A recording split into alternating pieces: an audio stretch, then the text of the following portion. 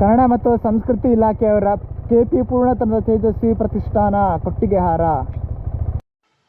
With the great Poornachandra Tejaswi ಅವ್ರು ಬಳಸ್ತಿದ್ದ scooter ಮಾದರಿ ಅಂತ ಇದು.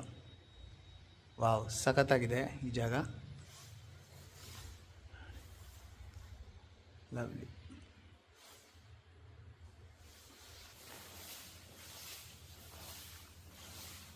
ಮಳೆ ನೀರು ಬಂದರೆ ಇಲ್ಲಿ ಕೂತ್ಕೊಂಡು ನೋಡೋಕ್ಕೆ ಸಖತ್ತಾಗಿರುತ್ತೆ.